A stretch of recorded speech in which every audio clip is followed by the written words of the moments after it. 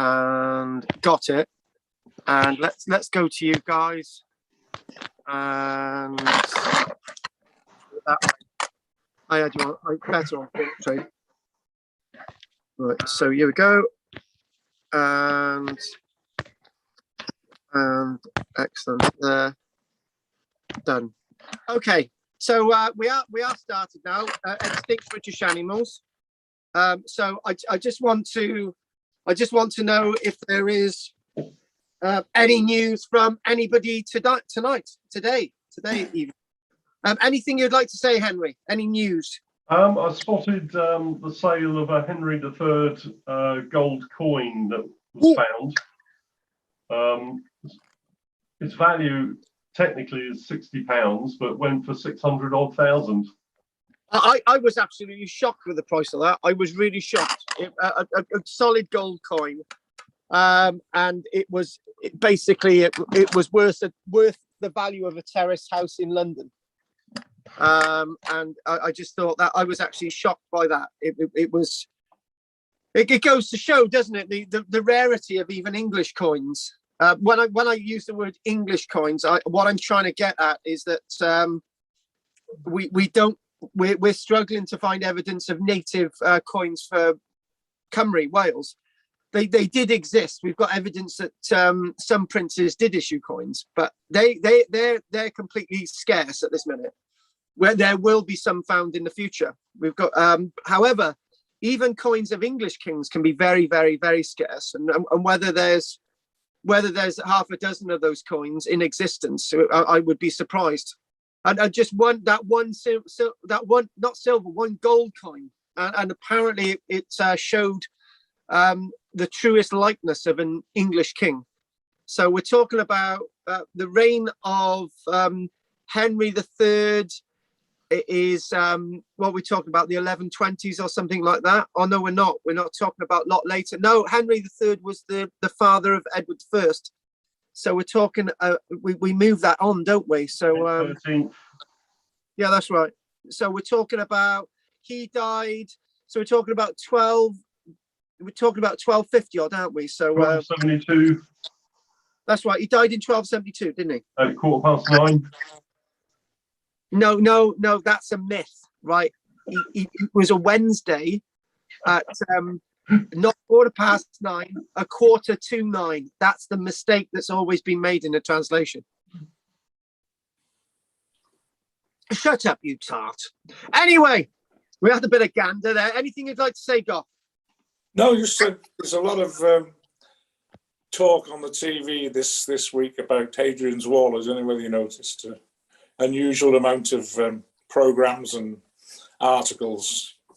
Some sort of anniversary, I think, for Hadrian's Wall. I'm not sure which it is. Well, the Burley family that runs the excavation at Vindolanda, to highlight the importance of Hadrian's Wall, they've been saying that there are a number of archaeological sites out there that's Roman sites and probably other sites that are threatened with complete loss because the archaeology is based on organic archaeology. So there are Roman forts along the length of Hadrian's Wall, a fort that's not been excavated and by anybody, and they've got a lot of organic evidence. And what the Burleys are saying to highlight this week, looking at Hadrian's Wall, that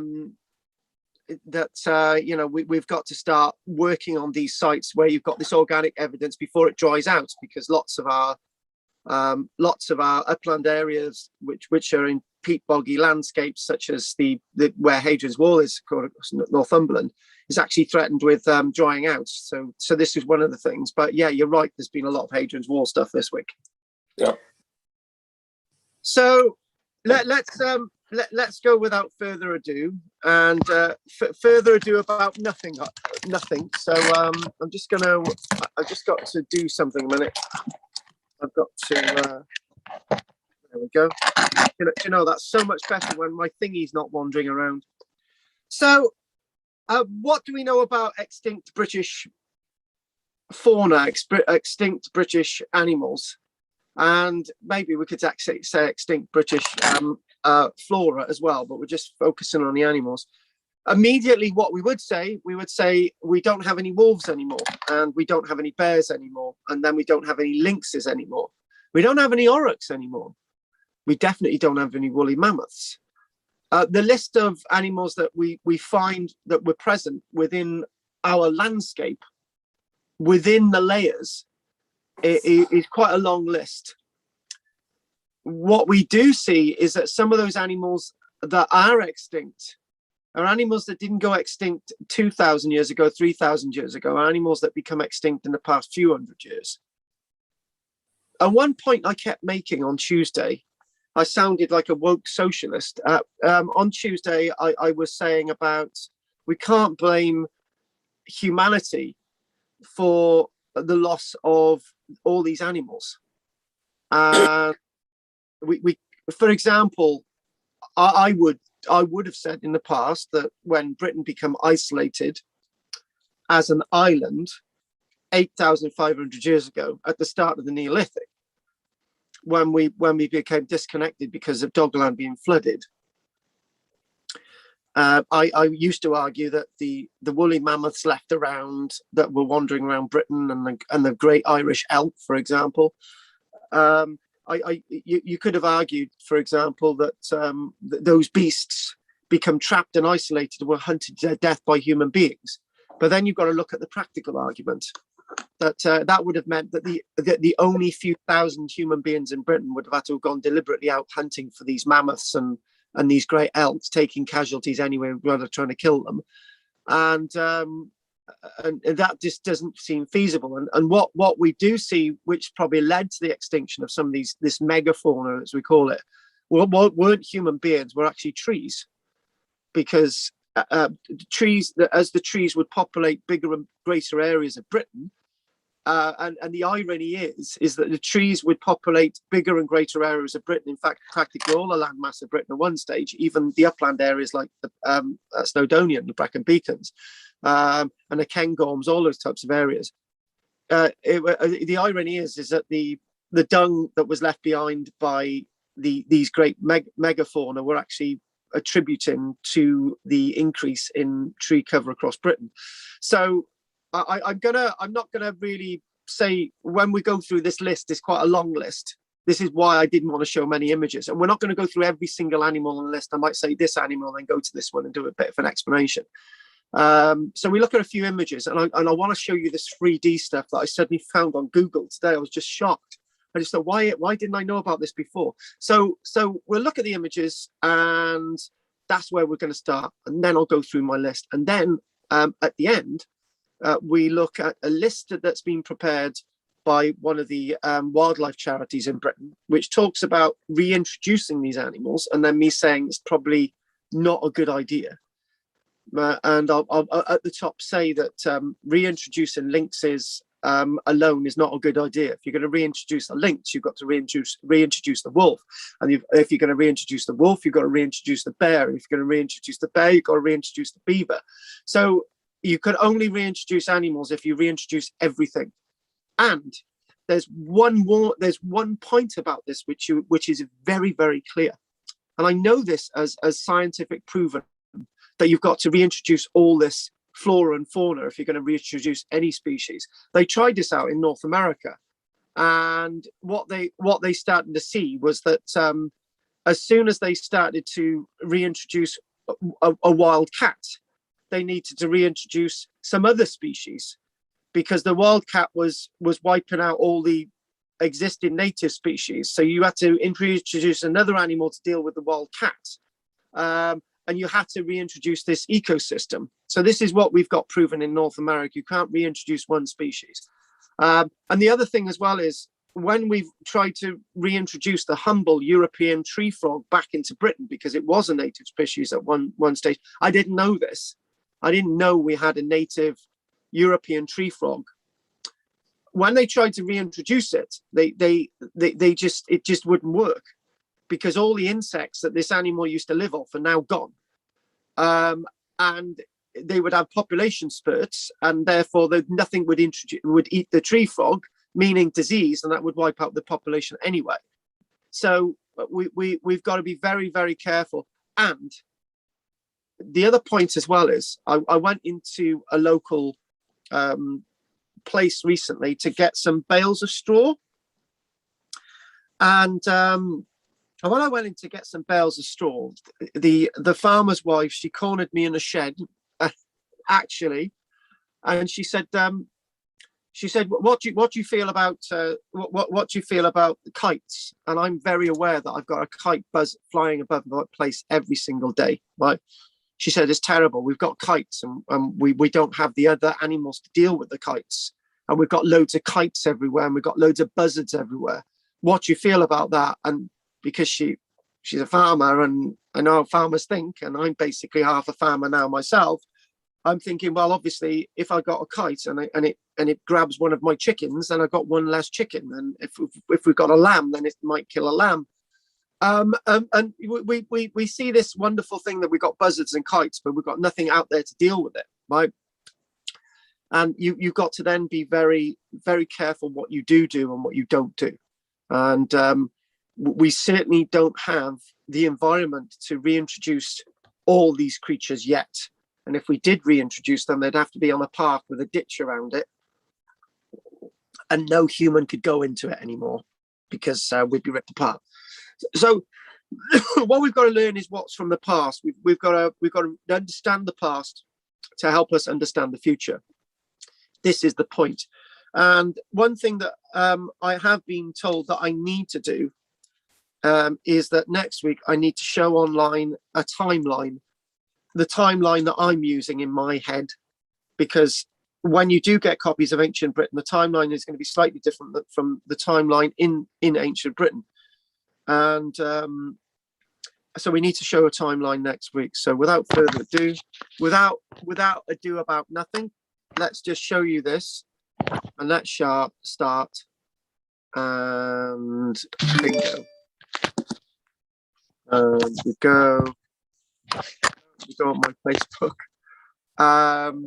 Oh, that's the technology. So we got the 3D technology there at the bottom. Is great. You can sort of do the thing on the screen and you can see what a wolf looks like, and great, it looks brilliant.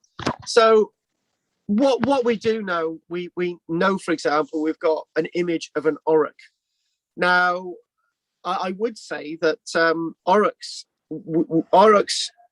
do still exist today, but very, very rare landscapes and climates in back end Europe. Now I can remember doing this in the 1930s. There was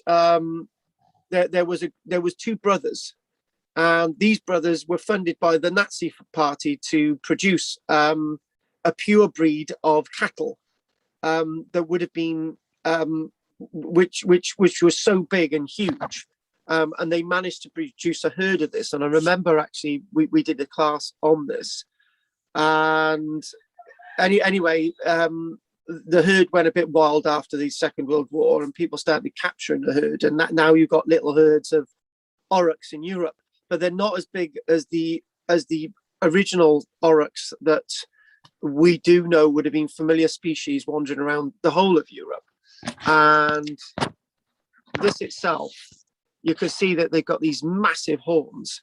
And actually, I've got a video from YouTube, which we're going to show as well, of somebody actually finding one of these great sort of horns on a beach. They're huge. They're huge animals, very huge animals, and they would have been the plaisandre of the mammoth of the day as well. These would have followed the mammoths around, and you'd have these great packs of the great elk and all the rest of it. You know, these great herds wandered across the landscape, and wandered across this landscape as well at different times in the past. I know last week we looked at the Ipswichian Ice Age. We looked at the Ipswichian interglacial, which ended 115,000 years ago, where you had a warm climate in Britain, and then you've got something known as the Devonian, which is the great cold glacial period from 115,000 years ago to 12,000 years ago, and now we're in the Holocene period. And this is why we need a timeline. You need that information in front of you. Holocene period is a warm period known as an interglacial within the current ice age. So basically, we are sort of still in an ice age, this sort of long sort of cold period. We'll again look at this again. When there's ice on the ice caps, we're still in an ice age. It's a really important point. So let's have a little look at some more images. Let's do away with that one there. And this itself gives you the size. Hang on a minute. This is some of the. This gives you an idea of some of the domesticated Oryx in Europe today. Hang on, let me see this. It's not letting me work on it. Hang on a minute. All right. Okay. Go. Are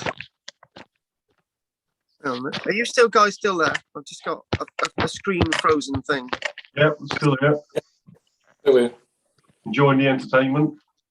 Enjoying the entertainment. Well, I'm just trying to get this thing on the screen. It's my screen is frozen. Right, got it. What you can see is you can get an idea from those two gentlemen how big these Oryx are in Europe. Now you can get an idea that from those two individuals, they're quite big built individuals. This is basically the Heck Oryx, and the Heck is named after two brothers that I mentioned earlier on, that were funded by a program of testing that was funded by the Nazis in the 1930s, and they produced this sort of great cattle. This was going to be the cattle of the Aryan race. Now, what we do know is that in comparison, the original Oryx were a lot larger. And if we want to do sort of a comparison table, that gives you an idea. So you've got these huge Oryx today, and it goes through the table there of an African cattle, which are fairly big.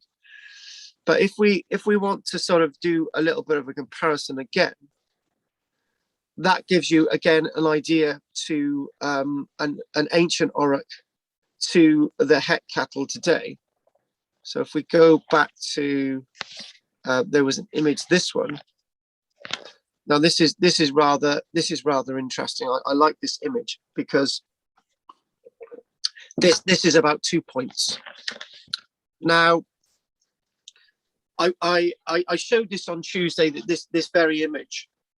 What it obviously shows is a pack of European grey wolves, the grey wolf itself, attacking an Oryx. Now you can clearly see there's a pack. I don't know. There's a dozen of them, a few in the background. Now that Oryx itself could probably defend itself against a pack of wolves, as long as the wolves don't get too close to it, dangling off its tail. That Oryx would probably defend itself against a pack of wolves. Now I know full well if you get injured as a wolf, you're basically finished. So these wolves would have been very, very cautious in attacking the Oryx. And if it was just too much effort, they just wouldn't bother and they would leave it alone. They would certainly not attack a herd of Oryx. Now, there's a point to be made here, and the point is quite an important point, is that our ancestors would have been in small numbers when these Oryx were isolated in Britain. And they would have been in small numbers when there would have been one or two mammoths still wandering around.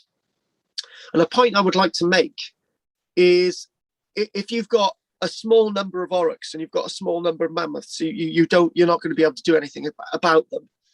This leads me to thinking that we're not solely responsible for the extinction of these animals, because trying to, even with spears, even with crude bows and arrows, a herd of these would probably be able to defend themselves against you.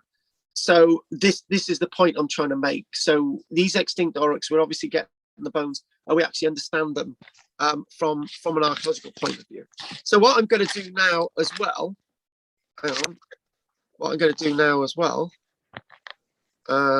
is, yeah, this sort of thing about resurrecting the Oryx. Obviously the Germans did this before the Second World War, and what I am going to do, for some strange reason, I'm getting problems with my screen today. So if I type in that there's a little video up there that I wanted to show. And we're going to do this and see if I can get this little video up here. There was a little video on YouTube which I saw earlier on. They actually found a. So if I type in there Oryx on YouTube, somebody actually found a huge horn on a beach. And there it is. Now this is. Hey, I'm Noah of the North, and today we're going to talk about 3 tips tips for creating content on OnlyFans. Oh no. Okay, it's low tide out on the Blackrock Lavenet fishing grounds, and after the weekend storms, the unusual weekend storms, we thought we'd have a wander out, and it's a good job we have, because we found something we think guys? of great significance. Yep, definitely coming through. Walking it down this channel, following the tide out, and we've spotted this poking out of the sand.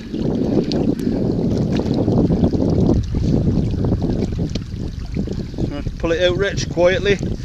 See what it is. Wood, bone. I know what it bloody is. I think this is great. Quietly now, otherwise somebody will be getting us to telling off. That's bone. Bone, yeah, You know definitely bone. I know what that is. It gotta be. I hope it's intact.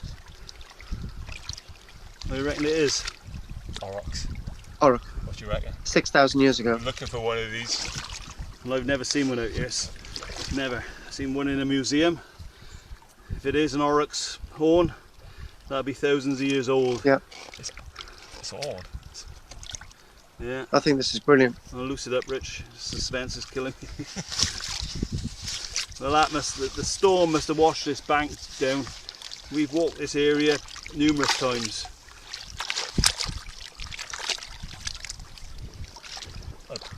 It's just preserved there in the mud. It's great. Well, you're not going to break it.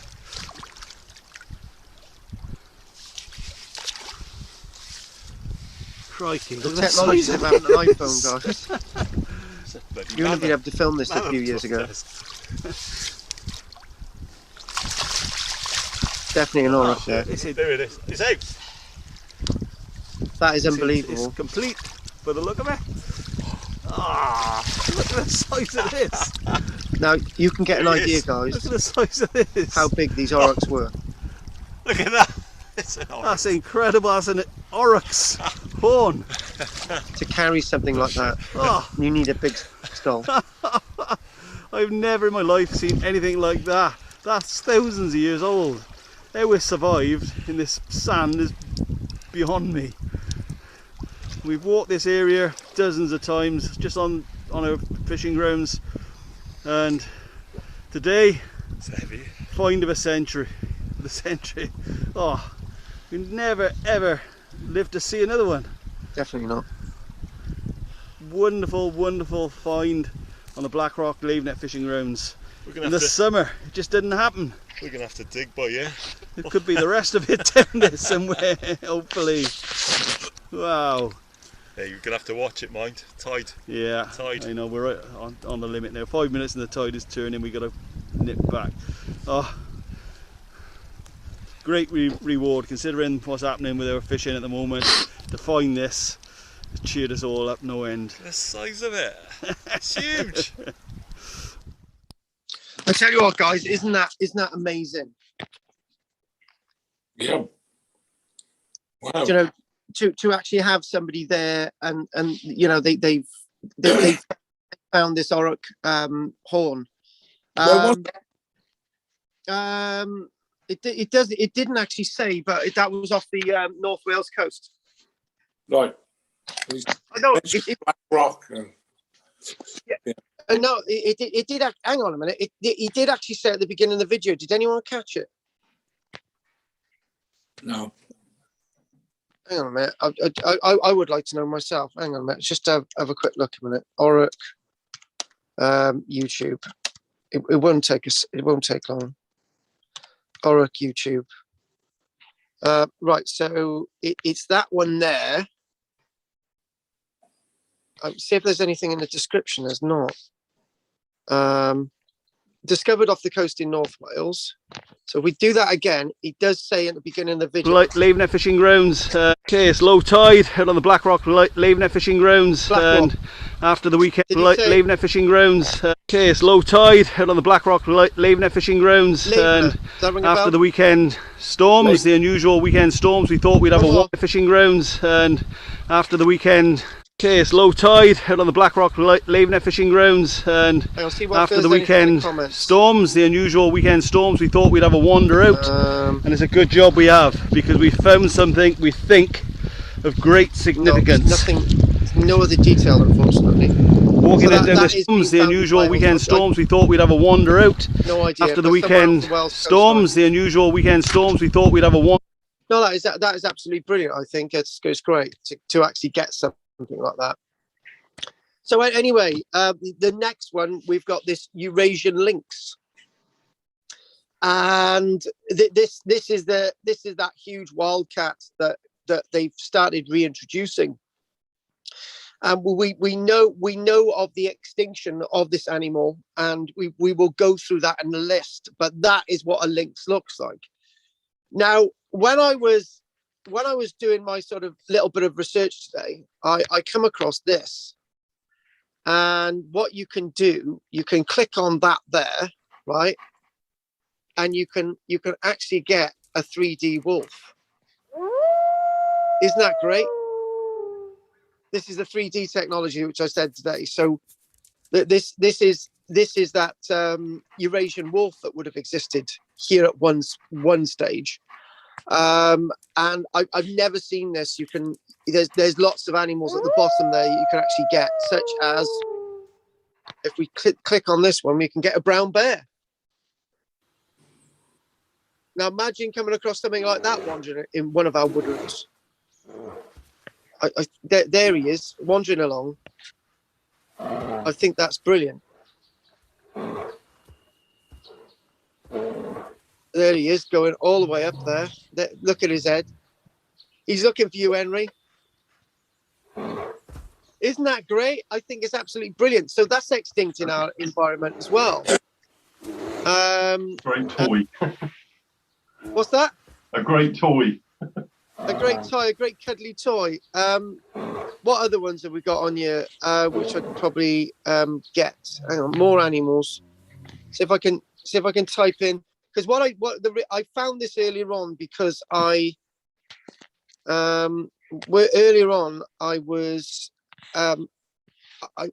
typed in what I did. I typed in a lynx.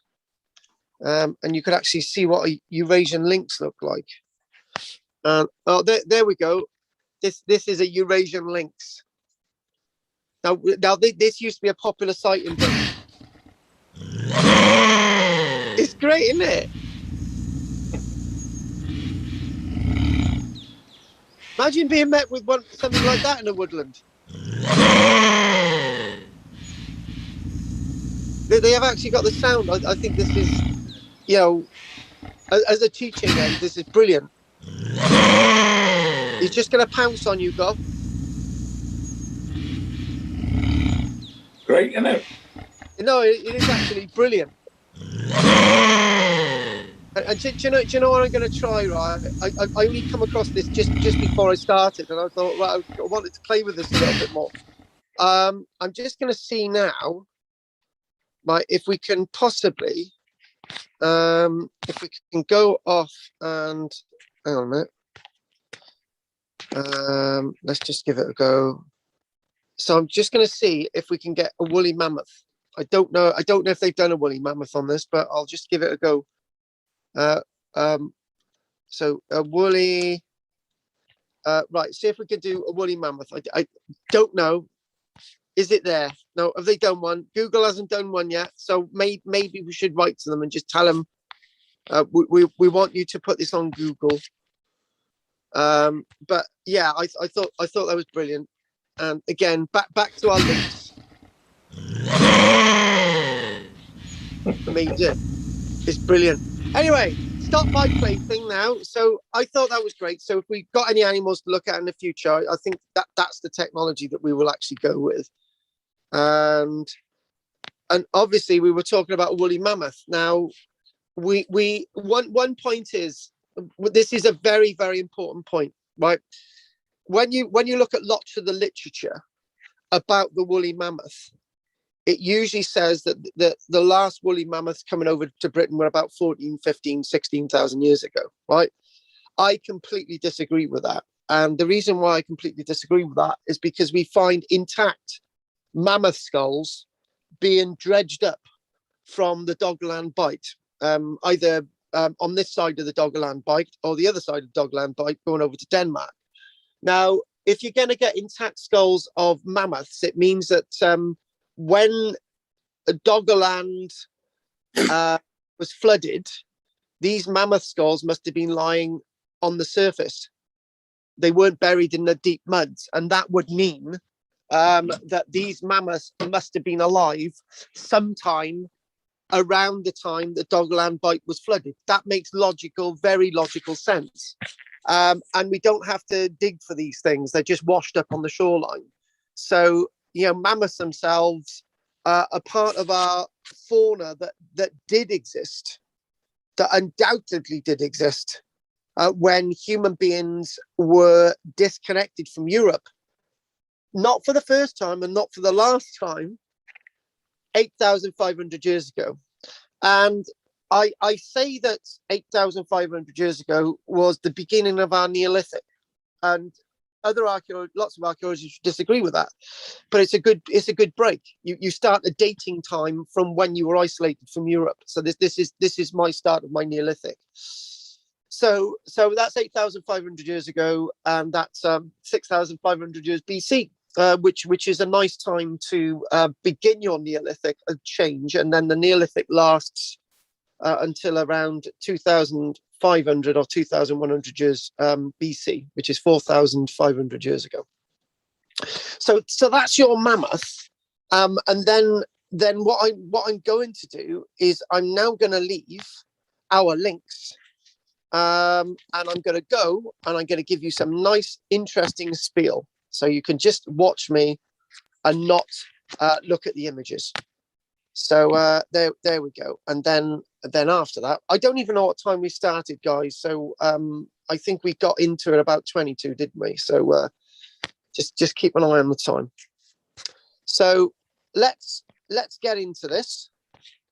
And we're going to start off with saying the list of animals of the British Isles is not complete.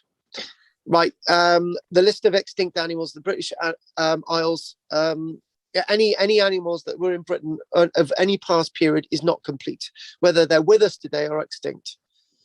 There are one or two animals on the list that are not just extinct in Britain, have become worldwide extinct. For example, the great auk, that was a flightless bird that was easily wiped out on the cliff edges of Britain, probably by little mammals and human beings. The Irish elk, so named because we found lots of the remains of the Irish elk in Denmark. No, I'm only kidding with you. It's called the Irish elk because we've got lots of remains of the Irish elk in Ireland. And we've got the woolly mammoth as well. So they're globally extinct, 3 species at least. But like the Eurasian wolf, there's loads of them around. We've got the Oryx back, and the Oryx still lingered in, so they're still around. So this is why they're saying we can reintroduce them. But again, we've got to be very careful. Do you know, it's that same non-argument I had with a local farmer. She said you've moved in to this area and you've got a woodland. And before she said anything, right, I knew exactly what she was going to say. I said, yeah, hang on. Yeah, but we're going to graze our sheep in there. Oh, she said, oh, that's okay then. I thought you were one of these people who are going to get a woodland and just leave it so it gets overgrown and it keeps all foxes and badgers and they encroach on my land. And she was okay with that. Lots of people buy woodlands now and they think they're saving the planet. All they're doing is assisting mainly non-native trees to grow, and it doesn't do any good. So again, my take is that on the little woodland that we've got, that we graze the sheep in there. We got 6 sheep, so that's what we're going to do. So most of these animals that we say are extinct in Britain, we can find elsewhere. We're not really. I just want to concentrate on Britain. What we also do as well, we talk about some species that became extinct and never ever came back again. So like 130,000 years ago and 115 to 115,000 years ago, you've got something known as the Ipswichian interglacial, which was a very warm period where animals came over here, including some hominids, early hominids like Homo sapien Neanderthals, Homo sapien and Homo sapien sapien, and maybe Denisovians. So we've got several human species in Britain at that time. And then suddenly the ice comes in again and things get very cold. So what we find in the present huge glacial period, the Pleistocene period, not the Paleolithic, but the Pleistocene period, what we do see in the Pleistocene period, which is a geological period, as opposed to a humanoid period, which is the Paleolithic. So the Pleistocene period itself is divided into glacials, interglacials, glacials, interglacials. We're still in the Pleistocene period, which is a long glacial epoch. So divided by interglacials, and then you've got this Devonian period, which lasts from 115,000 years ago to around 12,000 years ago. And the period that we're in, the interglacial, because it's going to end one day, this interglacial period, which is a warm period, which will probably end in about 2,000 years, and we're going to get freezing cold. We're going to have ice sheets again. We're in the Holocene period, right? So anyway, what we do find is that we've got waves. So we've got cold animals, warm animals, cold animals, warm animals. And lots of those warm animals in the Ipswichian period were actually the likes of the straight-tusked elephant. Right, now there's a nice little story about this. Straight-tusked elephants don't come back, right? That's it. We don't see them again. They come over here and they disappeared 115,000 years ago, and they disappeared for good. Now we don't find straight-tusked elephants anymore. The nearest that we got is African elephants on the north, grazing North African elephants. So the straight-tusked, now there's a bit of a story associated with this. The straight-tusked elephants themselves, when archaeologists were originally excavating in the muds of the River Thames, the antiquarian stroke archaeologist, geologist, environmentalist Clement Reid, who published his book Submerged Forests, I think that's the title, in 1913. He mentioned about these elephant skulls being found in the muds in the River Thames. And immediately people grabbed onto this and they said, oh, these elephants are actually the elephants that Julius Caesar brought over with him in 54 BC, or these are the elephants that Claudius brought over with him, or these are the elephants that Septimus Severus brought over with him in about 210 AD. And they argued with Clement Reid, and they said, Clement Reid, you're a nut job, right? Because there's no way that these elephants are to do with an earlier geological period. You don't know what you're talking about. So when his book came out, Submerged Forests, he died not long after, and he never got any credit. He was ridiculed for saying that these elephant skulls relate to an early geological time when elephants roamed, when Britain was warm, and people laughed at him. Now we say that everything he said was completely correct. What he was saying was correct. These were not skulls of any elephants that any Romans brought over. These were actually skulls of elephants that once grazed Britain 115,000 years ago. Rest in peace, Clement Reid. You were right, but you didn't get the deserved respect back in the day for even daring to presume this. This was the time that interesting enough, this was the time that we've got geologists arguing and archaeologists arguing that we've got Piltdown Man forgery. they're okay to believe Piltdown forgery, but a scientist, they're not going to believe. But he did get his comeuppance eventually, Clement Reid. So thank you very much for your work, Clement Reid. Next that we do find is the woolly mammoth. Now, the evidence for the woolly mammoth is undisputable beyond a doubt, beyond a caveat of a doubt. And what we do find is that, unfortunately, Clement Reid also talked about these woolly mammoths being a later species that roamed across Doggerland Bight. And you know what? He was dismissed for that. Clement Reid used the words Noah's forests. Right. He basically said at one stage that land out there was actually over there, right, over the hills and far away under the water. That was actually land once. And they said, no, it wasn't. We've always been an island. Now, that's interesting because 1914's coming along. We don't want to be associated with Europe. It's a political thing. We've always been an island, right? So the idea that we were once connected to Europe was something which was frowned upon, right? These skulls being dredged up were being put into museums in their basements and forgotten about, which is unfortunate. Oh, and also that skull of Reverend Buckland, which was found Pavilan Cave in 1822, 1823. That skull was dismissed as being of being anything of any relevance. It actually disappeared when Reverend Buckland took it to his little university. I think he was I think he was Oxford actually. Reverend Buckland, when he went to his desk, he put the mammoth skull on his desk, and he always claimed that it dropped on the floor and disappeared. So this evidence of mammoth skulls, people didn't want to hear about. They definitely didn't want to hear about Clement Reid with his book in 1914 and the war broke out. But now we know that lots of mammoth skulls have been dredged up. Unfortunately, my friends, 1941, Hull Museum was bombed, and all the collection of mammoth skulls that had been collected from out there in the Wash and out on the Doggerland were destroyed by bombing of the Luftwaffe. And it wasn't until, I think, the 1980s that the museum basement was actually excavated, and they actually started to find some of the charred remains. The Museum of Hull was a place that people used to metal detect and find Roman coins for years and years and years.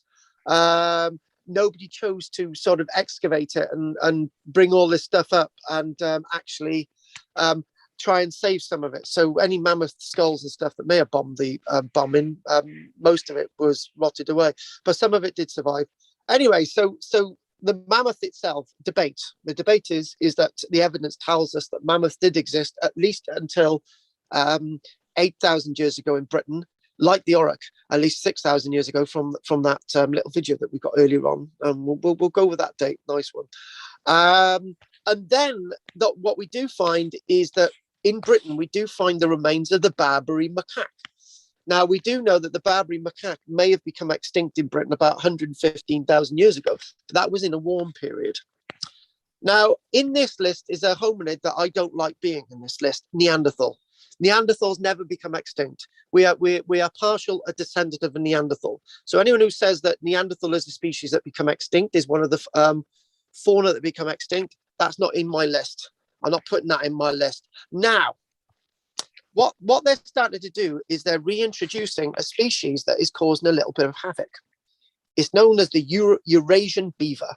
I love the beaver. It's a nice little creature, but it dams up rivers.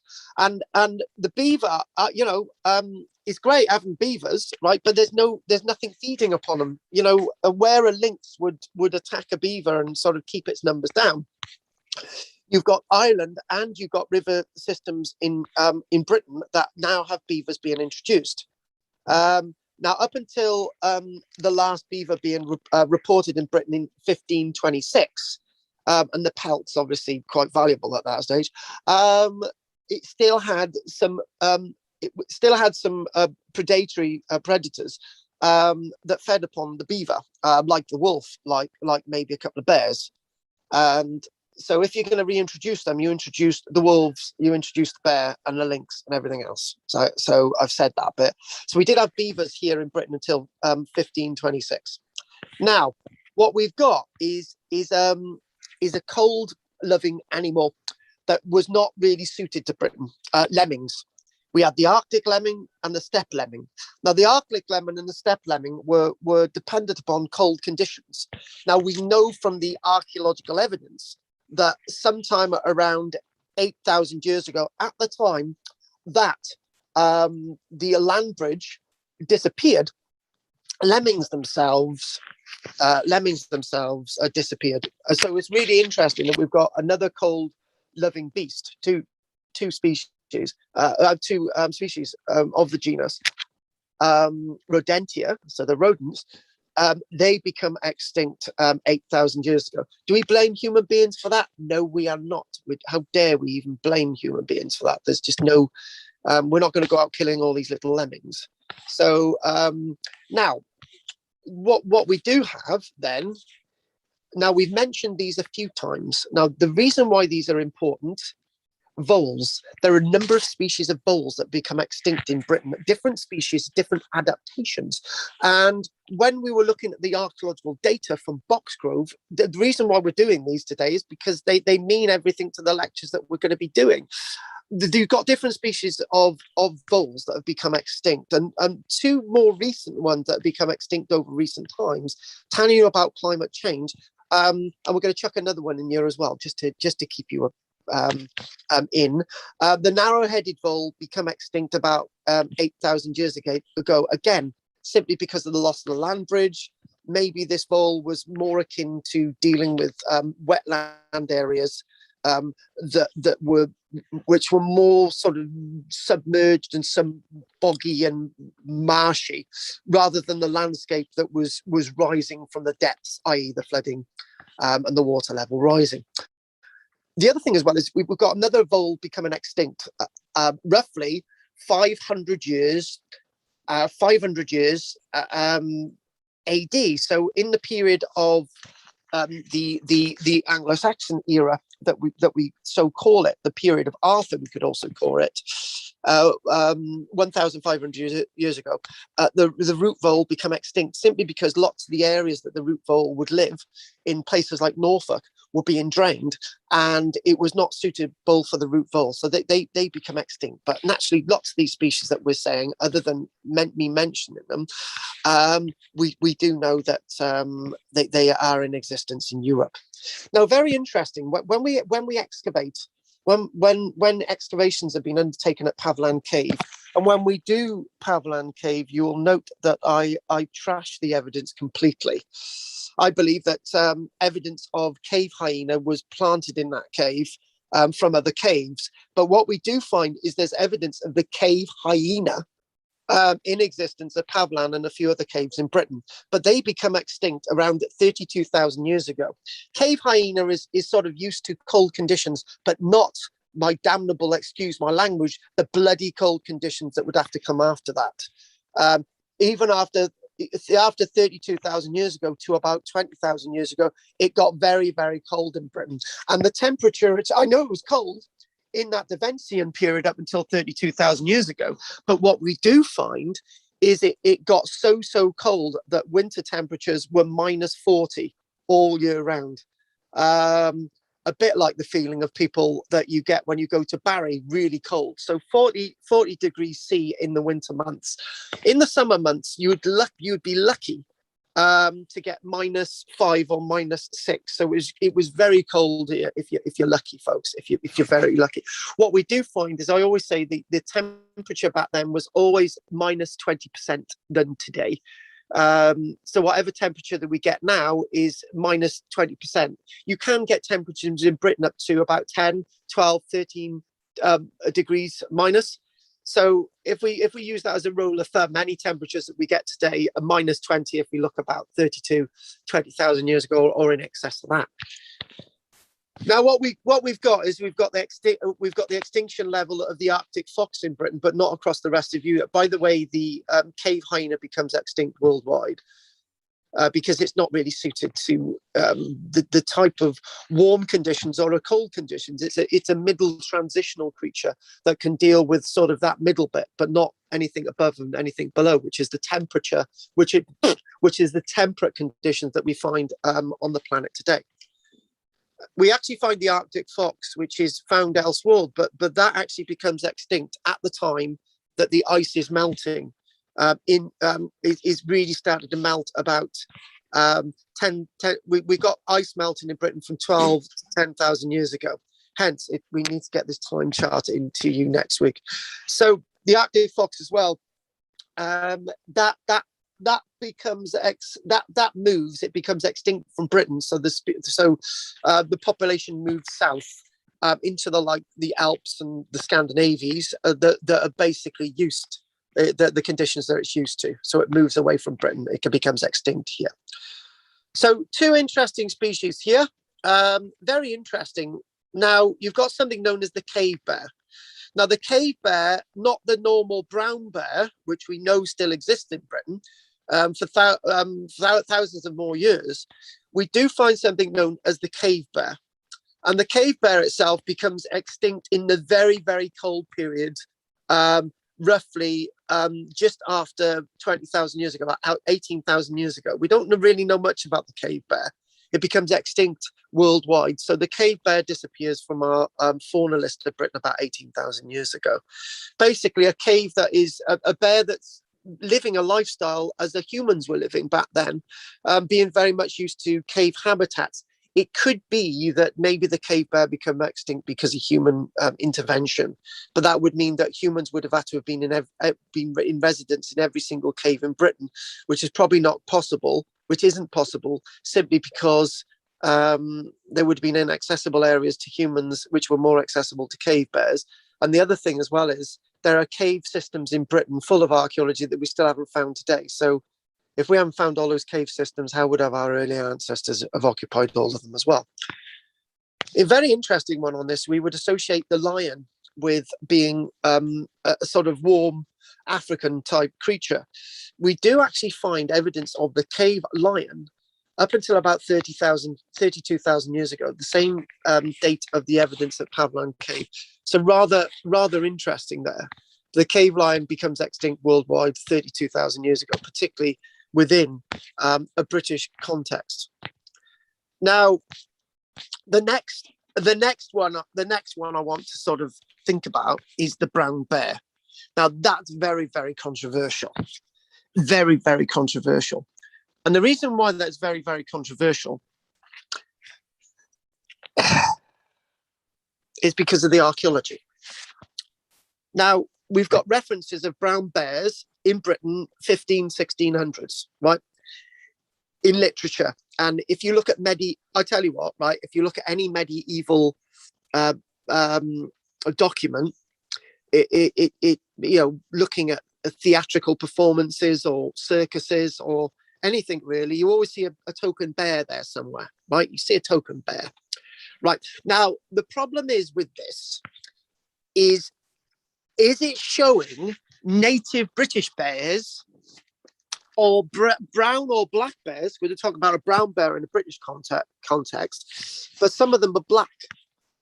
But that's not a native bear to Britain. It's been brought over from the continent.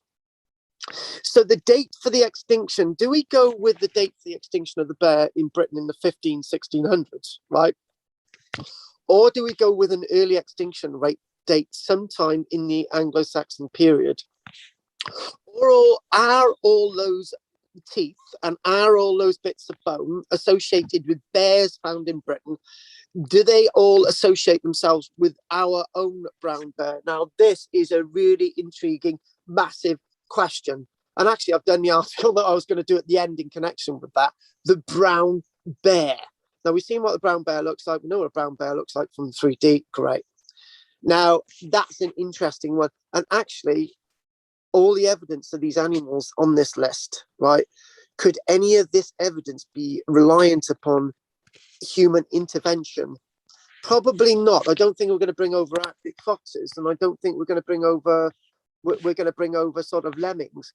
However, we've missed one from that list. You know, when we did the voles just a little while ago, there's a vole species on Orkney that isn't found anywhere else in Britain, but is found in the lowlands of Europe. Interestingly enough, archaeologists have found that the DNA is a European DNA, not a British DNA, right? We don't find any evidence of this vole anywhere else in mainland Britain. We find it on mainland Orkney, but nowhere else. Now, there's only one way that vole could have made it to Orkney without any other evidence being found anywhere in Britain. Maybe it made a little raft and the whole family sort of floated all the way up to Orkney because they knew where they were going, which is absolute nonsense. Or they came with human beings and they sailed out to Orkney, and therefore we've got a population that is evolving in Orkney. So, you know, that's a rather interesting point there. Very, very interesting point. And, you know, so we've got that's sort of a human intervention one. Just quickly, because we're going to go on to our break in a moment. Did you know 18,000 years ago, at the height of being really cold in this country, we're looking at an extinction event of polar bears in Britain, but we don't find any more evidence of polar bears in Britain. But then again, is that being mixed up with the other evidence of the brown bear and the cave bear?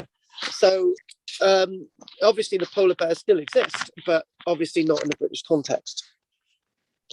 Now, after the break, what we're going to do, we're going to look at the grey wolf and have a little think about the grey wolf. But we've already mentioned the Eurasian lynx. Now, it's very likely that I'm going to say it.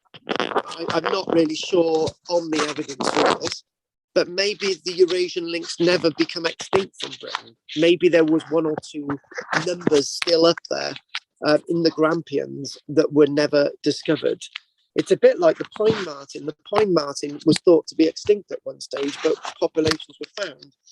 They're reintroducing the Eurasian lynx into upland Britain, and rather interesting. Maybe we might catch Eurasian lynx one day, and it might have a different DNA than Eurasian lynx that were introduced from the continent. We might have evidence that Eurasian lynx never become fully extinct in Britain at all. So that's a rather interesting one. The lynx pelts, that would have been great for the Tudor court, but we're obviously coming over from Europe. But lynxes themselves, by the very nature of a cat, would tell us that the lynxes themselves would have become extinct, or did they? So that's out there. So what I'm going to do now, I'm going to have a break in a minute for 15 minutes. And we're gonna basically ask, are there any questions, my boys? No, not from me. No, it was very good. Thank you. No, very interesting. There was a lot there that I never even knew about. So I do apologise, and I'll apologise again, Goff. I'm sorry about the images today, but to try and plough through this, I wanted to plough through this with making some sense without rushing it too much, because lots of these animals we're going to mention over the next few months, and you know, if for example we come across the remains of we talk, for example, in a scientific paper, it says, we've got evidence of lemmings being found on a site in northern England from 8,000 years ago, and then you can turn around and say, that's really interesting. If I said 7,000 years ago, then it puts the extinction rates forward that become extinct a lot later. So it's good to actually have an idea of this. And obviously, I'm not always going to catch up on it when we do it. So it's always good for you guys to know. So what we're going to do, we're going to take that little break. We're going to have 15 minutes, so we'll be back just around 12. So and there's a message here from bear pits in some inns. Now, do you know, it's the idea of the bear pit is not just a medieval idea, and how the hell are they getting all these bears from Europe? And you're just thinking, surely maybe one or two did survive, or did they not? And it's just that thing. I think the point that needs to be made there is, back in the turn of the 1900s, there were probably, I'm not going to say it, but I want to say there were 1,000 African elephants in Britain, but maybe I wouldn't be too far off. There are about 20 elephants in Britain today. But we know there was one at Barry Zoo. There was probably a whole herd at Bristol. You know, what you've got, I think 1,000's a bit steep, isn't it, guys? But there were hundreds and hundreds of elephants in Britain. They were introduced and they were brought over here, but that's with modern technology. How easy how easy was it to bring a brown bear over from Europe in the 1600s? It couldn't have been that easy, could it? In a cage with, you know, or maybe there were more local ones. That's a really interesting one. Right, okay, folks, I will be back. Okay. Okay. A partridge in a pear tree. Oh, we'll be back at sort of 2 minutes past 12. That's a good one. Right, excellent.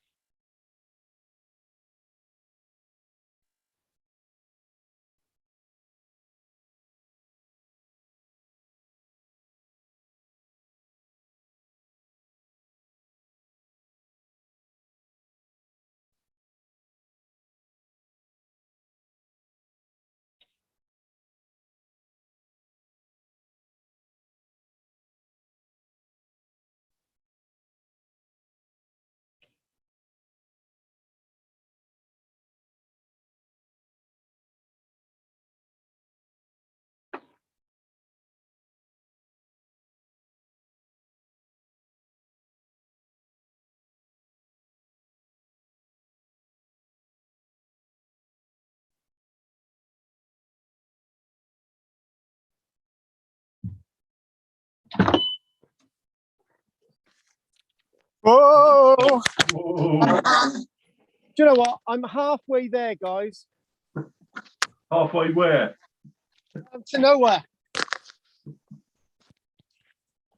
Halfway to nowhere. Just, Oh, I'm dreaming of a white. Do you know what? I'm looking forward to Christmas. look, we've still got fog. Oh no, it's beautiful. Look at that. Very nice. Beautiful blue sky. Look at that now. Isn't that great? Very good. Sort of, yeah. But the wind turbine is going, and there's the solar generator over there. He's getting a bit of sun now. What's that? It's getting a bit of sun. Yeah, and there's the wind turbine. So there you go. Happy days. I've just poured myself a cup of tea. And there are the sheep. You see them? Yes. And that's my little Nicky, isn't you? Yeah, she's little Nicky. There you go. And there's the turkey. Yeah, there you go. One of them anyway. Oh, happy days. Yeah, it's all. I tell you what, you never ever were never ever told this when you were going to get a description of what the online classes would be like. How's the roundhouse coming on? I could have shown you the bit of that then. I've started doing the out. I've actually started putting some of the linkles on it. So I will be able to show you more next week. So that'll be something else for next week to look forward to. Have you seen that item on where they want to build a reconstructed broch? Oh my God, no, I haven't heard about the reconstructed broch. Where are they planning to build that? I think it's up in Orkney. Oh my God, it wouldn't happen to be a guy by the name of Marty Carruthers, would it? I don't know. I'll have to go and try and find the article. Oh, brilliant. Fabulous.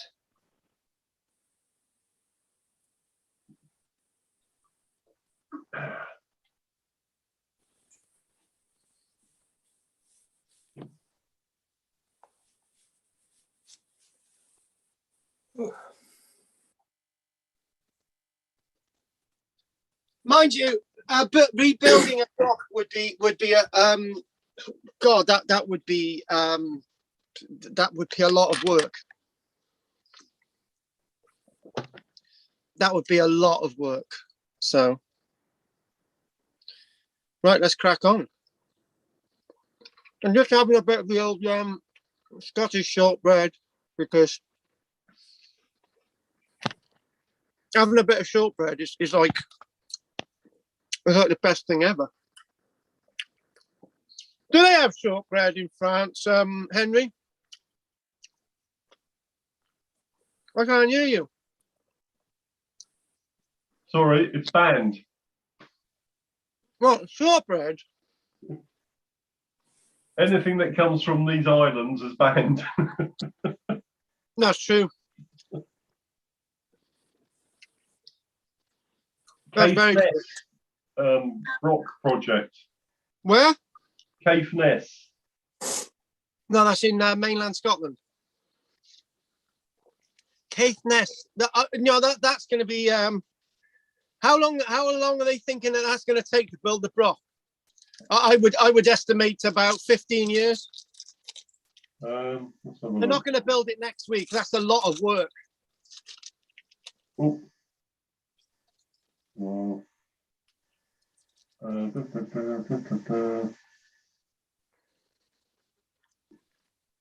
doesn't say.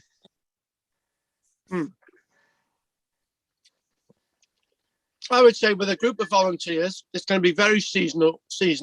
They're going to need equipment. It's going to be very expensive. I can't imagine it. Yeah. I can't see a time frame on it. I'm not saying it can't be done. but it can't be done with modern day volunteers and modern day mindsets. The only way you're going to build a broch is if you use modern equipment. Because some of the stones that they'd be moving would the tie lintels between, well, you're talking about tons in weight, some of these stones, to actually, if you want to get the real thing. Best of luck to them. I hope they succeed. That's all I can see. So, right, okay, then let's crack on with my list. And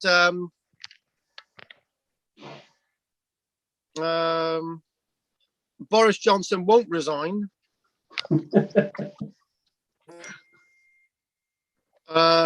Right, okay, the grey wolf. Now, the grey wolf is an odd one, right? And we know that the grey wolf was still around in Scotland at least up until 1786, which puts a new gloss on the likes of the Jacobite rebellion, for example. Actually, my notes tell me that we got grey wolves in Ireland in 1786, and that's the last recordings of the grey wolf in Ireland. So we got wolves still around at least Pip in the 1800s, which is quite amazing. And we've got an absolute complete decimation of the population in regards to Queen Elizabeth's call on the cull of these wolves.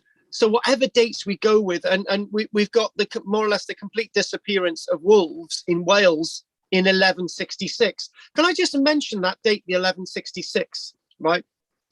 There's a legend associated with a Llewellyn ap Gruffydd. Not Llewellyn ap Gruffydd, that's the name of my two goats. Llewellyn ap Iorwerth. And Llewellyn ap Iorwerth was known as Llewellyn the Great. And Llewellyn the Great, roughly in about 1220 odd, is said to have had a wolf.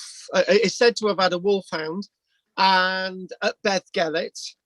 And apparently, you know the story about Llewellyn ap Iorwerth. He thinks his son has been mauled by a wolf. His wolfhound is covered in blood. He kills his wolfhound only to find a dead wolf lying nearby, and the son that the wolfhound was protecting was safely asleep in a cot. And apparently Llewellyn ap Iorwerth mourned his wolfhound for the rest of his days, blah blah blah. If that's the case, if that story comes from about 1220 odd, then it means that we did still at least have wolves in Wales up until that date. So they didn't become the last recorded one in 1166, apparently. Now, we don't really know if the story of Beddgelert is actually real or not, but if it is, then obviously there are wolves still around. But the one thing about wolves, obviously, with the date of 1786, them still hanging around Ireland, when we think about that, we think, well, you know, they're still about.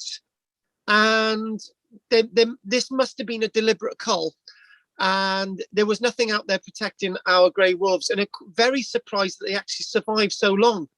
And in that case, if the grey wolves did survive up until about the 1800s, how is it the European lynx become extinct a lot earlier?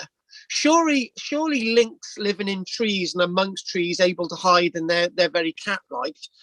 How did they become extinct 1,000 years earlier before the grey wolf in Britain? And that's a really, really interesting question. I'm sure you agree. And I'm really believing that the European Asian lynx, the Eurasian lynx, didn't become extinct in Britain at all. Did any grey wolves hang around in Britain after the 1800s? It's very, very unlikely, because grey wolves like living in packs. But there's talk of the grey wolf being reintroduced. And that's a very odd one for me to get into my head. So with the wolf bit done there, what I'm going to mention is, when I was a child, I used to love the saber-toothed tiger. And we've got It's called a scimitar-toothed tiger, basically a saber-toothed tiger. You know, you used to 10,000 years ago, those types of films from the 60s, you always used to see these films where there was always saber-toothed tigers. I had a little model of a saber-toothed tiger when I was a child. And the saber-toothed tiger is something that hung around in Britain up until at least 26,000 years ago. It outlived the cave hyena. And maybe we might get more evidence of the saber-toothed tiger hanging around a little bit longer. Now, this is a rather interesting one. An animal that we don't often mention. We hear about them in Canada. Something known as a wolverine. Now, we've got a wolverine. I'll show you what a wolverine looks like now. It's well, I don't know. It's a cross between a cuddly toy and something that would take your arm off. So let's show you an image of a wolverine. I'm never too clear what a wolverine actually looks like. Here we go. Let's just show you this image of the wolverine. Again, I needed to stick this up on you because I'm not exactly sure what it looked like myself. There he is. There he is, little Wolverine. Apparently, he looks like a little cuddly bear, don't he? Anyway, well, we've got to get some facts and figures here. They're very vulnerable, and they become extinct in Britain. First recorded as a species in 1758. They're all across the northern hemisphere. They used to be in Britain, across Russia, Canada.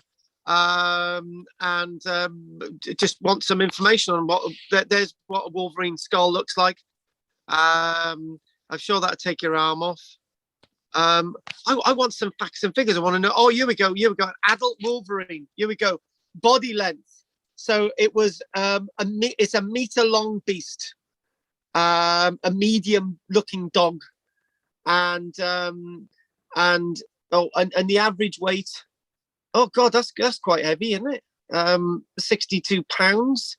So these things are quite beastly, and obviously they're still around today. Now, oh, there we go, a 71-pound wolverine. Now, I'm 10.5 stone, so is 71 pounds my weight? That's right, isn't it? I'm not good with pounds and stone. So obviously, sort of fairly small, but I wouldn't mess around with them in a shower, as I might mess around with somebody in a shower in the Barry.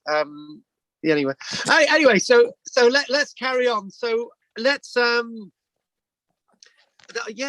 that's a wolverine for you. They become extinct in Britain about 6,000 years ago.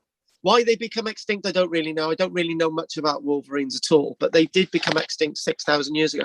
Never come across a wolverine in a British context at all. Never, ever. So if you ever come across a wolverine on any of our archaeology, as we explore it over the next few months, I'd love you to remind me. There's a wolverine there. Interesting enough, can you remember that story about a walrus? We had a walrus that was swimming around our coastline really recently. Right? Walruses were native to the coast of Britain, and they were very regular visitors to the coast of Britain up until about 1,000 years ago. Now, again, when I do my lectures, for example, when we look at the Vikings, which flipping out, that's not going to happen next week. So when we look at the Vikings, we mention about walrus ivory, don't we? Walrus ivory. Let's say, yeah, I can't say walrus ivory, right? I always say that this walrus ivory must have come from Scandinavia, or it must have come from Iceland. But am I wrong? Because they were still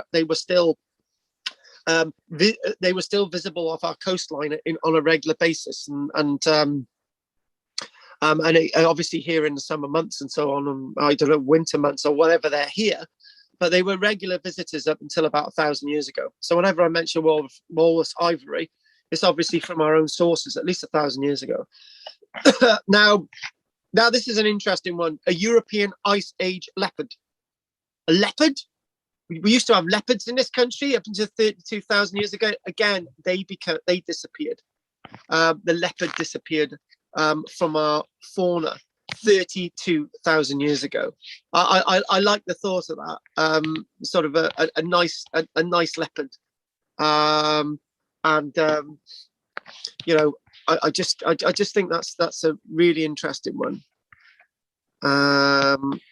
So an ice age leopard, 32,000 years ago. And just another thing, I don't think this is really relevant to the archaeology. We used to have great mouse-eared bats in Britain until 1990. They don't exist here anymore. So that become extinct really recently. This is a rather interesting one, a narrow-nosed rhinoceros. We've got evidence of the narrow-nosed rhinoceros up until the melting of the ice sheets, and then they disappear for good from us forever. That's a rather interesting one, right? So we've got the narrow-nosed rhinoceros. Now, this is one animal that I didn't do on. This is one animal that I didn't do on Tuesday, and maybe I should have. We used to have our own native horse here, known as the tarpan, right? And let's show you what a tarpan looks like now. So let's just this is a tarpan, just a standard looking horse, but we used to have our own species of horse here up 1,000+ years after the melting of the ice. No, start again. They used to have them. They used to be here. We know in the archaeology up until 7,000 years ago, and that's what a tarpan looks like. A small horse. We think that this species, as an individual species, become extinct 7,000 years ago. It was obviously isolated in Britain. It was probably unable to graze. And being unable to graze, its population numbers collapsed, and maybe there were other reasons, diseases, why they become extinct. But we had our own variety of horse here, which I didn't know, right? So obviously, what we've got, just to sort of set the scene, what we do have is that we've got great herds of Oryx, if you can call it a herd. And we've obviously got our great sort of numbers of mammoths and all the rest of it, and rhinoceros. There's sort of at the end of this, at the end of the ice age, 12,000 years ago. So so we got our own horse, and just sort of we've mentioned the woolly rhinoceros. We know that we had woolly rhinoceroses in Britain. Probably they died out at the same time that we have the isolation event, with Britain becoming an island 8,500 years ago. Just out of interest, we had European hippopotamuses here 115,000 years ago when it was warm. They never ever returned. We've got evidence of them. The European hippopotamus has become extinct. And one for you, my friendly Irishman, Henry, the Irish elk. We know that in contexts, the Irish elk has become extinct throughout Europe, and why it's very difficult to work that one out. It might have interbred with the Eurasian elk. Now, this is really interesting, right? We got the Irish elk. It's around here 6,000 years ago at least. Now, the Irish elk is obviously evidence that there is a land bridge between mainland Britain and Ireland. And when that land bridge was severed, I believe 7,000 years ago, 1,000+ years after the land bridge between Europe and Britain was lost. So 7,000 years ago, our land bridge was lost with Ireland. Some people don't believe that at all, but it's one thing that I've got to believe, because these animals, the elk, the Irish elk, could not have gotten over to Ireland and anywhere else for that matter if there wasn't a land bridge. And I'm sure we'd agree on that. That's really interesting, because we've got an Eurasian elk in Britain, which is very similar to an Irish elk. It may have actually interbred itself out with the Irish elk, because the Irish elk was a lot larger. It was a huge animal, as we've seen in an illustration earlier on. We've got the Eurasian elk. I didn't know we had elks in this country until the 1300s, but we did. And there's one interesting thing about that. The Eurasian elk probably become extinct in Britain, and it's still present in Europe and Scandinavia. The Eurasian elk probably become extinct because of deer parks. and they just didn't fit. They were just too big, and they just didn't fit, and they didn't offer great herds as deer, for example. And then what we then go on to is our reindeer. Now, interestingly enough, very, very strange that we've got evidence of the reindeer in Ireland. Wait for it.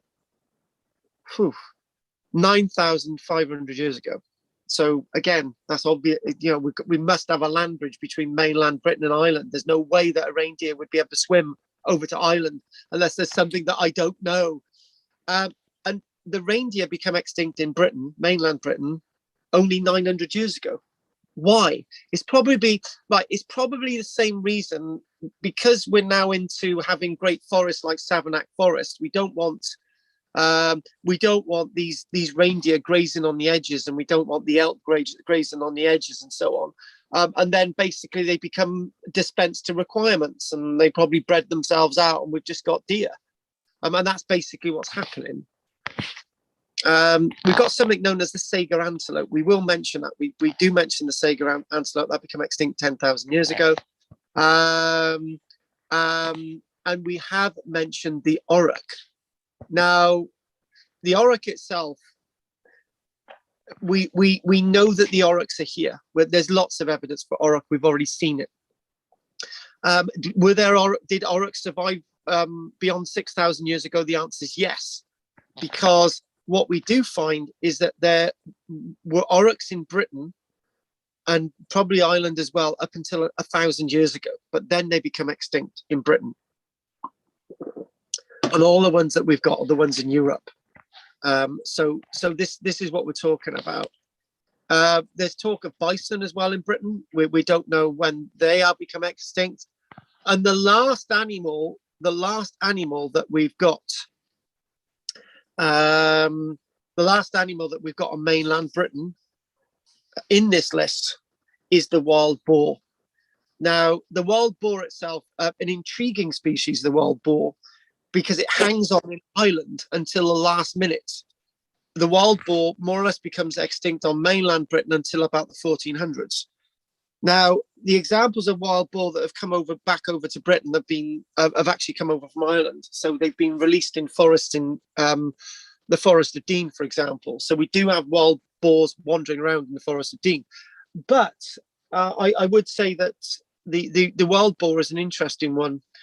The wild boar is a casualty of those woodlands that our great manorial estates are establishing. One thing that you don't want is wild boars tramping everywhere. You want to be able to manage the woodland. You want to be able to plant trees without boars ripping them up.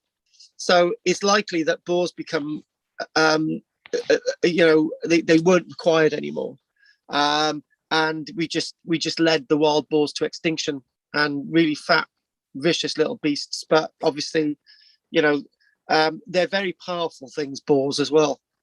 I've seen a little boar push over a woman, and you're trying to, but that's not the reason. It's probably because they're trying to manage the woodland. So that's all the mammals that we've mentioned. It's such a massive list, and what I'm not going to do is go through every individual bird. Right? I'm really not going to do that. I'm just going to fleetingly put this into a category. And what we're going to do, we're just going to mention we used to have cranes in Britain, common cranes, and they become extinct in the medieval period, and so did the Dalmatian penguin. And we used to have species such as the Eurasian Eagle Owl that did exist in Britain, that was used to, which was used to Britain being connected with Europe. They still exist, but not in Britain. The great auk is a rather interesting. We've mentioned the extinction of the great auk. And strangely enough, the great auk didn't become extinct 1,000 years ago, not 2,000 years ago. Great auk species disappeared in 1844. In our own living memory, a whole species become extinct in 1844, and it was they become extinct, probably isolated on one or two islands in Scotland, and they become extinct is probably because of rodents as well, predatory rodents eating their eggs and so and the last auks that we know about existed off Iceland in 1844, and that wipes us off our record by 1844 as well. So I think that's a bit of a shame. They could have still been with us today. If they were around today, we could have saved them. The great buzzard disappeared, but that's been reintroduced as well. There's something known as little egret that disappeared in the late medieval period, but it's back over here. It's flown by itself. It's come back over here. The osprey re-established itself here as well, so that's great. The avocet has re-established itself since they disappeared in the 1916. The osprey disappeared, but they're now back. The avocet is back as well. And you've got something like the red kite. They disappeared. They disappeared in Wales, England, and Scotland, and they're back. And that's that conversation. The western Cappuccilli, which is a really colourful bird that wanders around Scotland, and that's been reintroduced. And white stork as well. White stork disappeared in the 1400s. The white-tailed eagle disappeared in 1916, but they are now back. So we'll probably come across some of the bones of these animals as well. And there's fish species that have disappeared, like the houghton and the burbot. In regards to amphibians, we've got a European tree frog that disappeared in 1986, and they've tried to reintroduce it, and we can't reintroduce it. The moor frog, that disappeared in the medieval period, and the pool frog reintroduced as well. That disappeared in 1999, but reintroduced. And we got this next one. What I'm going to do, I'm going to finish this list on European pond turtle. But I'm going to mention that we've lost lots of beetle, bees, wasps, ant species, flies, which we occasionally come up in the archaeology, butterflies and moths, dragonflies, caddisflies, spiders, and two types of land snails that have disappeared as well. But finally on this list is that there used to be a type of snake that used to exist in Britain up until 3,000 years ago. Interestingly enough, it was known as the Aesculapian snake, and that still existed in Britain. But Aesculapian snake disappeared. But with private collections, it's been reintroduced in London and North Wales. Green lizard as well. We're not sure what's happened to the western green lizard, but it's disappeared. But this is an interesting one. The final one has got is completes this list. It's a European pond turtle. Now, this is rather interesting because the European pond turtle itself, we know, existed in Britain up until 3,000 years ago. Okay, vis-a-vis will end there. However, we do know that monks in Britain kept pond turtles.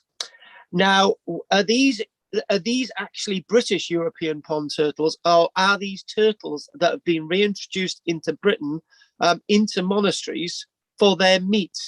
Now, that's the big question. And that's one of those jaded ones with archaeologists. A European pond turtle is actually native to Britain. Well, we do find them in the archaeology. Could they have been introduced actually by people coming over from Europe about 3,000 years ago? Were the ones at monasteries introduced? That's a very strange one. You would think that the European pond turtle would like to be in warmer waters, but we do know that ones that have been flushed down toilets and end up into sewage systems in London. They're apparently now living in the warm waters of the sewage system in London and eating whatever comes their way. So that's a rather interesting European pond turtle. So what we're going to do now, that was quite an extensive list, but it was a needed list. So what I would like to do is that on Tuesday, I had a list. Right, and it basically sort of discussed extinct British wildlife, and there's a few on here. It sort of shows images of some of these animals, and then we'll call it a day, right? With the ones that we can go on this list, and it talks about reintroducing some of them and what may have happened to them.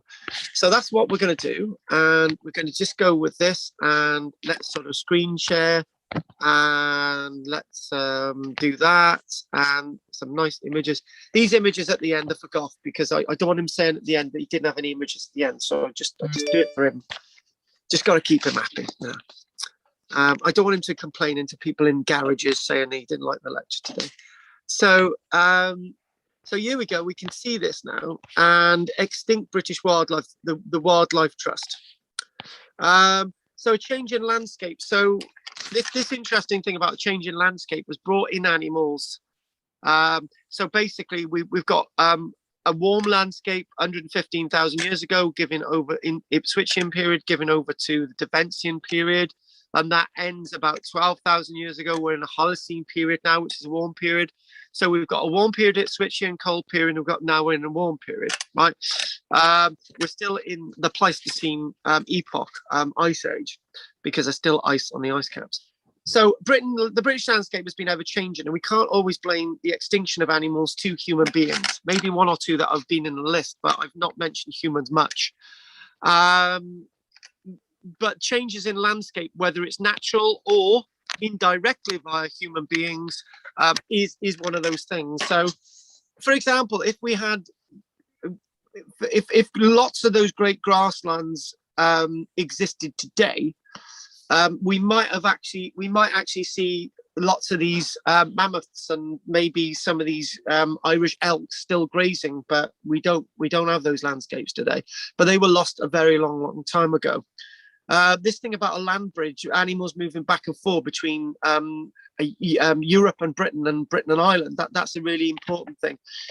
Many animals that remain suffered from hunting and human-related changes, and obviously due to their habitats being destroyed. But there's obviously there's lots of other reasons, coastal erosion and so on, that's causing this.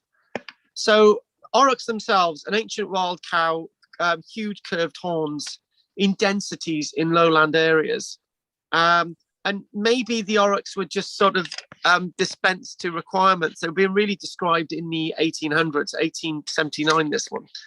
And what we got sort of our own variety of horse and reindeer disappearing along with that, and obviously that the aurochs were trying to compete with the red deer, the roe deer, the Sega antelopes, the wild boar and the elk. And because the grasslands become flooded and disconnected from Europe, and salt marshes and birch woodland and everything changing, and human beings and humans pushing into their grazing areas, this is why we've got fewer and fewer species, i.e. the deer, surviving. We've got sort of a humble bumblebee there, but yeah, and this just mention this bumblebee, the apple bumblebee, for example. We used to have lots of sand dunes. But what's done away with the bumblebee, with those sand dunes in Kent, is actually, for example, rabbits. What we would do, we'd have all these sort of sand dunes, and they would be held in place by the flora, heathers and various flowers and grasses and so on. But when rabbits get in there, they eat all those grasses and stuff, obviously eating the food that the bumblebee needs and other species, and basically the grass disappears and all the sand blows everywhere, and that's obviously humans. We do believe humans introduced the rabbit into Britain. That's a big, get two experts in a room on that one. One would say that they're natural and the others would say they're definitely not. I can prove it. But even little humble creatures like the bumblebee have become wiped out because of other causes other than human beings, right? You can't go out, capturing all little humblebees and, killing them. It's going to be another factor. So there we go. The lynx re-emerges across parts of Europe. Our understanding of how the lynx disappeared in the UK may have helped determine whether one day it will return to our forests one day. So if we can understand, if we can sort of understand and we think about some of the food that the lynx may have eaten, such as the Arctic hare and the lemmings and the vole and all the rest of it, and obviously it's trying to reintroduce that sort of landscape and habitat. There we go, the wolf. It's a different date for the persecution of the wolves. And again, we can blame human beings probably for 90% of the death of wolves, but probably 10% no. And the 10% is the fact that the food that the wolves required was no longer there, and they were gradually killed off, and they gradually disappeared. And again, with the wolf, you need the lynx, and with the lynx, you need the vole and the lemming and all these other things for everything to survive on the open landscape. Here we go, the elk, otherwise known as the moose, a common sight thousands of years ago, sharing forest and woodland clearings with roe deer. But obviously, this is competition. So what's happening is the elks that have survived on the margins. But when humans started to clear those woodlands, they certainly didn't want the elks in them. And they wanted the elks not to be around. But do we blame the elks for? Do we blame humans for the loss of the Irish elk? And it's saying that there we go. That's another date for when the elks disappeared. But we got much closer dates of the elks surviving on for at least until about 7,000 years ago, rather than that date. So the brown bear. This is the thing about the brown bear. When did the brown bear actually become extinct and becoming the top predator alongside the wolf and the lynx? And again, understanding what happened to the brown bear will help us understand what we can do in re-wooding our world, our British landscape. Very important. I'm not saying don't plant trees. I'd be a hypocrite if I said that, because we've planted 100 odd trees here. So, we've got a woodland.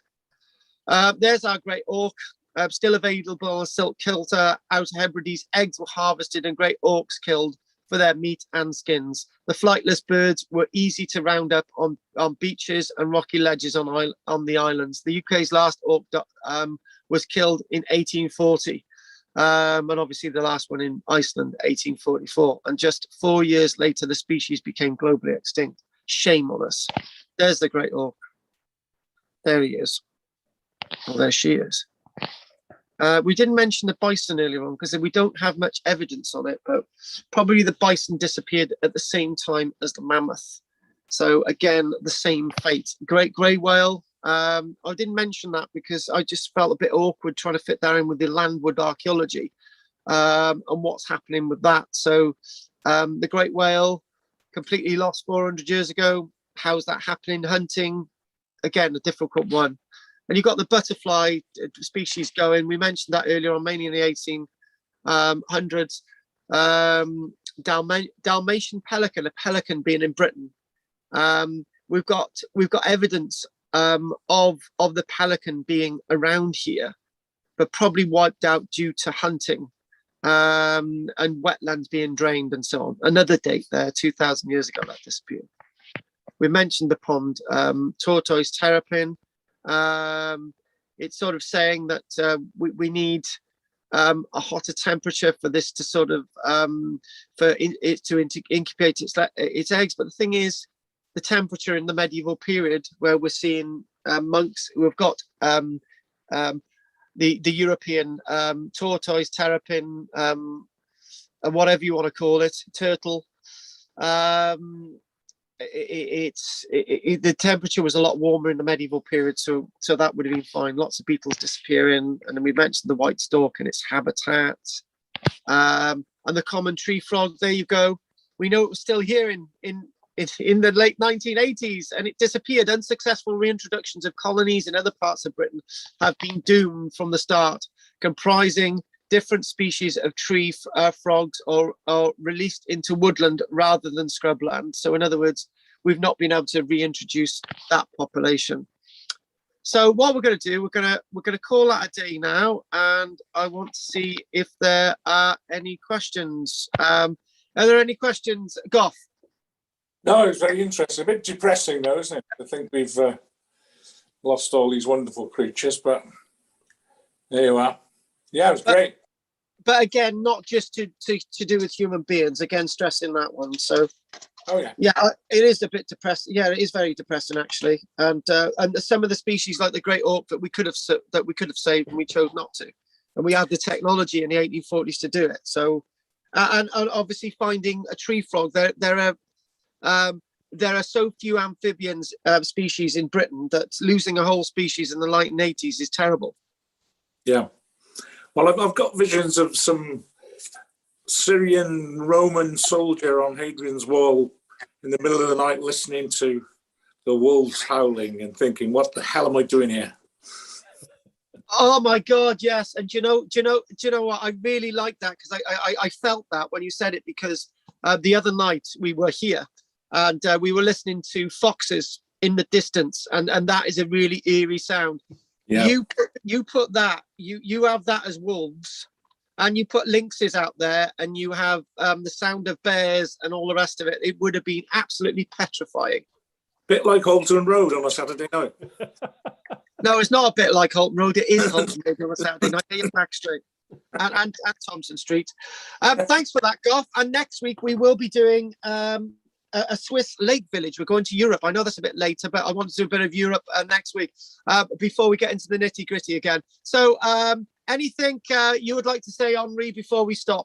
No, I think you need to have a little look in the boating lake in Cardiff. You can find your turtles having a nice little swim around there.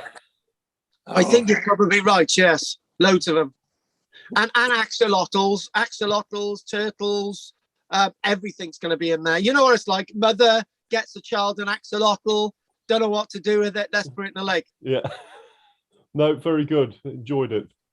I'm glad you enjoyed it. Okay, if there's no more questions, really look forward to seeing you two guys next, and maybe Jane. Have a great week.